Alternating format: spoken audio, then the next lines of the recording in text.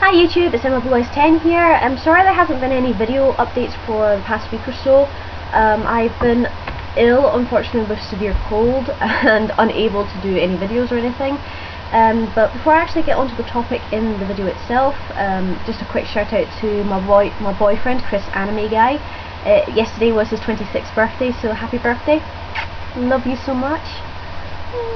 Sorry, I'm getting sappy again, I'm sorry. Anyway, let's get on with this video, which I'm sure you guys are going to be looking forward to, and that is my thoughts and opinions on the official March 2012 ban list. Oh my god, Konami, what have you done? That's all I can say. Anyway, the list is as follows. Forbidden, Glow-Up Bulb, Spore, Trishula, Dragon of the Ice Barrier, Trap the Shoot. Limited, Tech Gen Striker, Agent of Mystery Earth. Semi-limited, Marshmallow, Lumina, Lightsworn Summoner, Emergency Teleport, Shien Smoke Signal, Levitt Limit Area B, Torrential Tribute, Ultimate Offering, Reborn Tengu, No Longer Restricted, Call of the Haunted. Yeah, apparently this is the worst list ever. Now, I can't really confirm that or not because I've only ever played in a few formats, but the list seems to deal with some problems, but it's caused some other problems, if you see what I mean. For example, it's targeted like plants and the tech genists and the agents and the commonly played cards used to really mess up the opponent's strategy. But a lot of people are complaining that it didn't hit wind-ups or insectors or the dino rabbits. Now, correct me if I'm wrong, but when the Legendary 6 Samurai first came out, they were only out for 2 or 3 months, and everybody expected them to get hit by that March ban list as well, but they didn't until October. And it looks like it's happened here as well with this ban list, at least.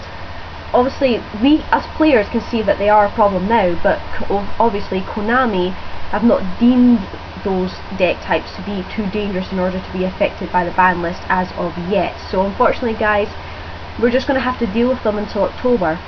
Now, I've heard that some people are quitting for the next few months until the new ban list in October comes out, but it's like, well, there's no point. It's like I say in my attitude video, there's no point in throwing a tantrum over something that, you know, obviously didn't acquire to your whim. So, what I would do is I'd keep fighting on. There's many ways to get around these problems, you just need to find them and use them, you know. That's what true duelists are, we fight on. It's as simple as that. Anyway, I'll get on to my actual thoughts and opinions on this.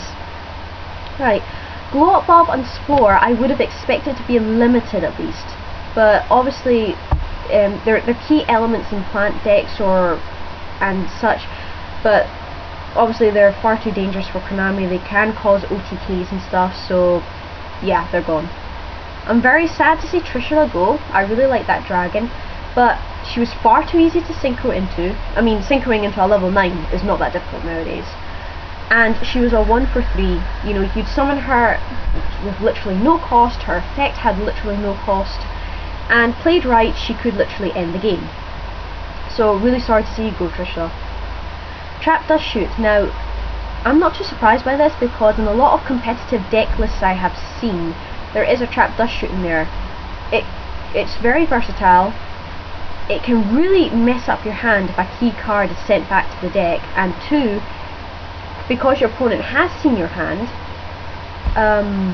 you know, they can obviously plan ahead for any moves that you might have in that hand. So yeah, glad it's gone. Tech Gen Striker and Agent of Earth at 1, I am very glad to see, because those 2 cards, well, Tech Gen Striker is the fastest out of the Tech Gens, I believe, and Agent of Mystery Earth was just too good for agents. I mean, you know, summon her, add any agent you want to the hand, like your Venus or whatever, and start that Mystical Shine Ball Exceed Synchroing combo. Or if you've got Sanctuary in the sky on the field, you know, summon Earth, add Hyperion, banish her if you've got Hyperion on the field already. And Tech Gen Striker just basically meant you always had something left on your field at the end of the turn. So I'm very glad to see those limited at least. They were just like a what were they called? Elemental Healer Stratos, that's what it was. Somebody likened them to Elemental Healer Stratos. I can't remember who it was, so sorry. Now, the limited part of the list was quite surprising to me, mostly. Marshmallow at 2. Marshmallow is still dangerous with its burn effect, but a lot of effects can now target and destroy singly, and that's a pain in the neck. And it doesn't matter how much you try to protect your monsters nowadays, there's always going to be a way for somebody to literally destroy your monster that way. Lumina, Lightsworn Summoner, nice to see her come back. I am definitely going to be running her in my Lightsworn build when I get another one, hopefully. Emergency Teleport, I can't really say much about because I've not been up against Teledad decks, but, you know, obviously it's not as fast as modern deck archetypes now, so Konami have deemed it no longer too dangerous. Chien Smoke Signal, surprisingly, that is quite surprising to say the least, because it's been limited, but now it's going back to 2, especially since Six Samurai won the YCS Mexico. In turn, Lumina, Emergency Teleport and Chien Smoke Signal have made me wonder about something. I think Konami's a little bit worried about the speed of the game. Now, with the Insectors, Wind-Ups and Dino Rabbits and such, they're tier 0 and tier 1, I believe. Whereas with the Light Swords and Blackwings and everything, they're still pretty good, but they're not as fast as them. So Konami's trying to balance the speed of the game by allowing those key element speed cards to come back up to 2, which is nice in some cases, but not so good in others. Levit Limit Area B. I hate this card in the video games, but it's a nice card for anti-meta decks, so it's nice to see anti-meta get a bit of support. I called it on Torrential Tribute going to 2, I called it, but I was expecting Dark Hole or something to get banned instead. Nope. So we have Mass Destruction and very, very heavy effect format. You know, we've got 3 Black Rose Dragon, Dark Hole, 2 Torrential Tribute, 3 Lightning Vortex. Wow. But then again, with all the swarming and heavy effects, you need them. Ultimate Offering.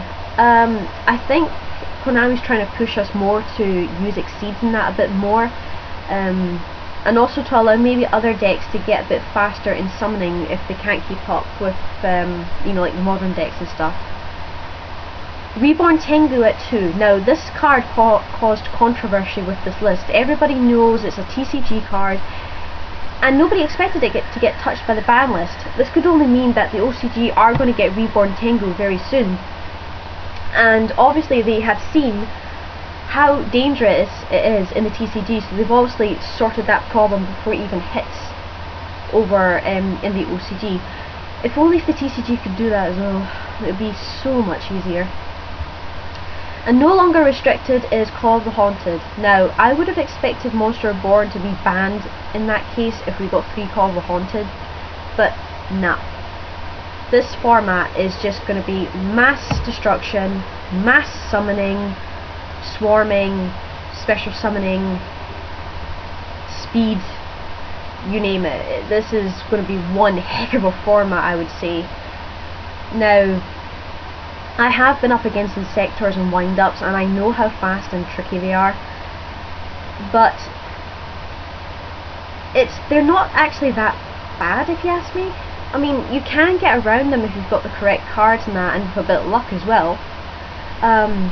But this list sorts, as I said, it sorts some problems, but it doesn't sort out other problems as well. But the whole list, if you ask me, I'd suggest the element of power creep. Now, if you don't know what power creep is, it just basically means that like old archetypes struggle to keep up with the new archetypes and the speed and everything, and eventually they fall into disuse, or they can't be used at all because they're deemed too slow. Now, as I said, with the Lumina and that, Light Swords and that are still pretty good, but they're not as fast as those decks, so Konami's tried to balance that out. Tech Genesis and Agent of Mystery were too fast, so Konami again tried to balance that out by limiting them and everything. But it seems to suggest that those old archetypes, the plants, the agents and that, are getting too slow, and hence that's why they're getting hit by the ban list, or they are too fast and are getting hit by the ban list, because, you know, just to keep the balance, this power of speed and everything in the game balanced. But it's very very difficult. I mean, I don't know what tier my deck is. It's probably very, very low, mind you, because it's not as quick as Dino Rabbit or whatever it's called. But the only thing that really bothers me about the list is just that Trishula got banned. You know, the list doesn't really affect me personally at all. For a lot of other people, it's really upset them. As I said in the beginning, some people are quitting the game until the new list comes out in October. But if you're a true duelist, you fight on, you keep going, you find your way around it. You know, that's what the ban list is there for. It's not just there to like slow down decks and that. It's there to test your skill as a duelist and to make you push yourself to your limit to get better at the game. So anyway, yeah, that's it for this video, guys. I hope you enjoyed that. Next videos are going to be Yu-Gi-Oh! Etiquette episode 2 and 3. Because I've been ill, I haven't been able to do them, so I'm going to do 2 for you guys to enjoy. And I also said that I will be doing a deck video after the tournament, according to the list, so keep an eye out for that as well, guys. Till then, take care, and we'll see you guys later. Bye!